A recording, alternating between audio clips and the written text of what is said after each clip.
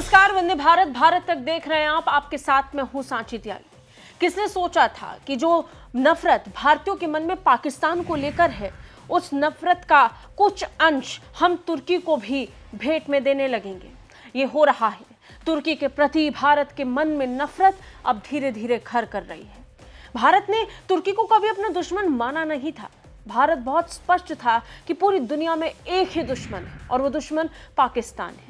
भारत ने कभी चीन को भी अपना दुश्मन नहीं बताया, लेकिन तुर्की ने जिस तरीके का स्टैंड अपनाया, उसके बाद तो मानो पूरी लॉबी तैयार हो रही थी भारत के खिलाफ। भारत इसे कैसे स्वीकार करता? भारत इसे स्वीकार करने के मूड में नहीं है। नतीजन आतंकवाद को बढ़ावा देने वालों पर भी भारत ने नकेल कसना शुरू कर दिया है। तुर्की के खिलाफ भारत ने जिस मोर्चे के साथ कार्रवाई को अंजाम दिया है, दुनिया देख रही है। लेकिन ये सिर्फ इतना नहीं है। डिप्लोमैटिकली भारत क्या कर रहा है, ये जानना और समझना जरूरी है। ग्रीस की धरती पर इस समय भारत का प्रतिनिधिमंडल मौजूद है। ये प्रतिनिधिमंडल भारत की जीरो टॉलरेंस की नीति को दुनिया को बताने निकला है। ग्रीस में पहुंचा ये प्रतिनिधिमंडल भी बता रहा है कि भारत आतंकवाद के खिलाफ जीरो टॉलरेंस की नीति अपना रहा है। वही ग्रीस जो तुर्की का सबसे बड़ा दुश्मन है और इन दिनों भारत का काफी खास दोस्त बन रहा है। तुर्की को यह बात पसंद नहीं आएगी और हम ये चाहते हैं कि तुर्की को यह बात बिल्कुल पसंद नहीं आए कि कैसे उसके दुश्मन देश के साथ भारत की करीबी बढ़ रही है। लेकिन ये तो होना है। टिट फॉर टैट भारत जरूर देगा। अगर दुनिया में किसी भी देश को यह लगता है कि वो भारत विरोधी रुख अपनाएगा और भारत चुपचाप बर्दाश्त कर लेगा, तो माफ कीजिए, ये भारत नहीं करने वाला है। ये भारत साबित कर रहा है। भारत हर उस कोने तक पहुंच रहा है जहां से आतंकवाद के खिलाफ भारत की कैंपेनिंग और मजबूत हो सकती है। पाकिस्तान और आतंकवाद में अब भारत कोई अंतर नहीं कर रहा है और ये हर मंच से भारत बोल रहा है। अब ग्रीस पहुंचे प्रतिनिधि मंडल का नेतृत्व डीएमके की सांसद करुणानिधि कानिमोझी कर रही हैं। कानिमोझी के पहुंचने के साथ ही उन्होंने पाकिस्तान को लेकर जो बयान दिया, वो तुर्की से लेकर पाकिस्तान तक हर कोई सुन रहा है। तुर्की बेचैन है। सबसे पहले तो उसे यही पसंद नहीं आ रहा है कि ग्रीस में भारत का प्रतिनिधिमंडल क्यों पहुंचा। हम आगे इस पर बात करेंगे कि भारत और ग्रीस दोनों कैसे एक दूसरे के करीब आ रहे हैं और कैसे ये जरूरी है।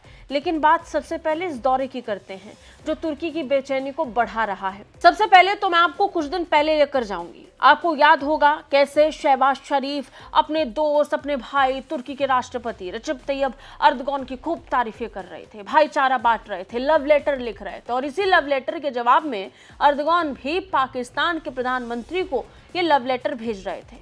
दोनों देशों ने एक दूसरे को खूब लव लेटर लिखे, भाईचारा बांटा।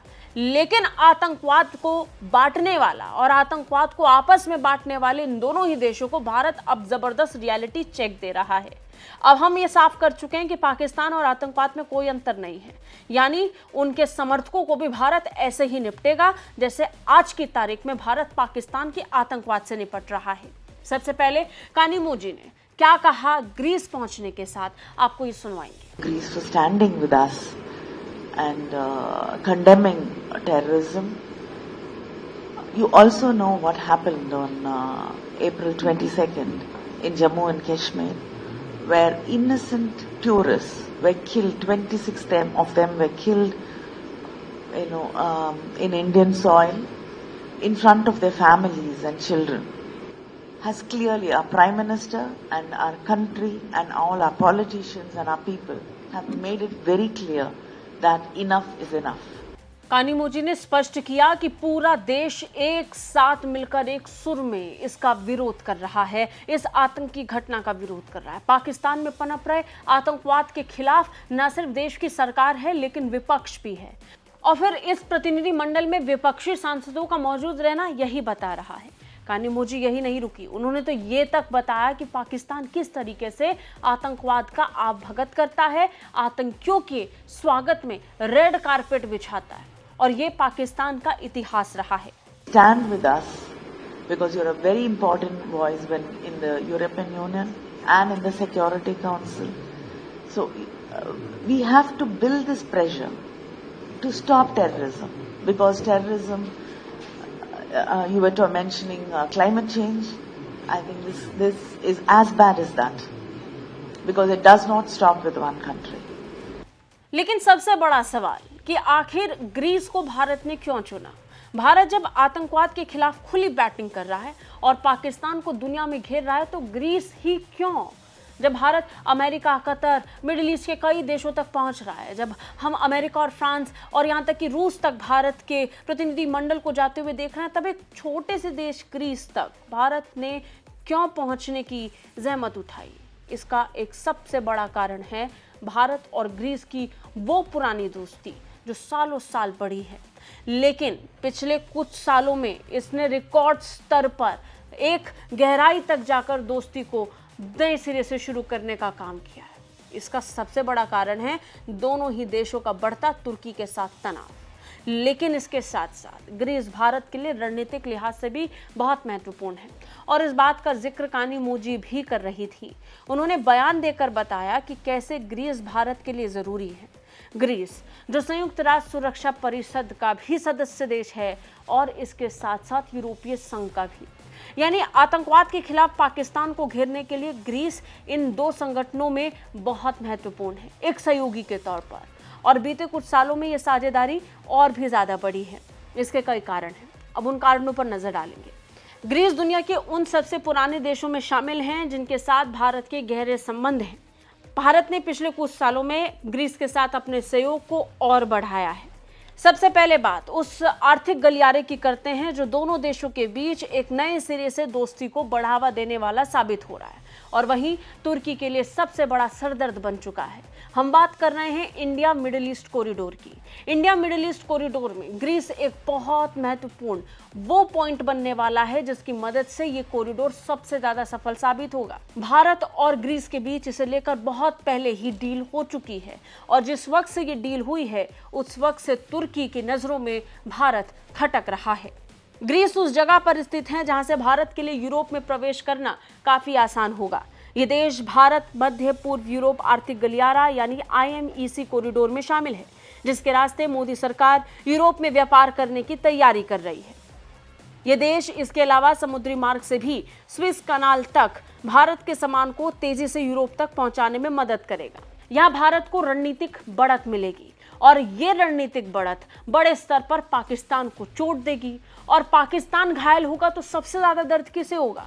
सबसे ज्यादा दर्द उसके भाई तुर्की को होगा, क्योंकि खुले तौर पर ये एक दूसरे को अपना भाई बताते हैं और जब ये भाईचारा इतने बड़े स्तर पर है तो तुर्की का जिक्र भी आएगा। वही तुर्की जिसने संयुक्त राष्ट्र में बार बार भारत के कश्मीर को उठाकर बवाल मचाया, वही तुर्की जो पाकिस्तान के आतंकवाद पर बहुत ही सेलेक्टिवली पाकिस्तान की मदद करता है, अपने हथियार पाकिस्तान को पहुंचाता है, भारत की मदद को झुठला देता है।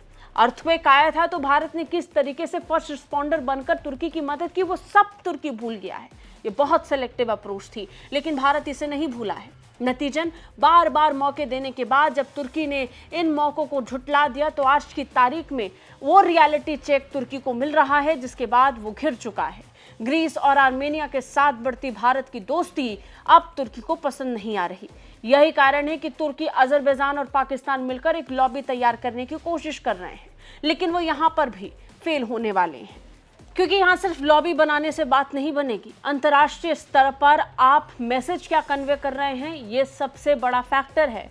यूरोपीय संघ और संयुक्त राष्ट्र तक भारत ने अपनी पहुंच को जिस स्तर पर मजबूत किया है, इसकी मदद से भारत ने उन देशों का चुनाव किया है जो भारत के लिए एक मजबूत बैटिंग कर सकते हैं, खासतौर पर इन संगठनों में, और ग्रीस उन्हीं में से एक है जो तुर्की के लिए सबसे बड़ा सरदर्द है, क्योंकि दोनों देशों की दुश्मनी कभी किसी से छिपी नहीं है और भारत इसका फायदा जरूर उठाएगा, क्योंकि आप भारत के क्षेत्र में घुस रहे हैं और उसका जवाब भारत जरूर देगा। आपको क्या लगता है? कमेंट करके हमें जरूर बताइए। जय हिंद।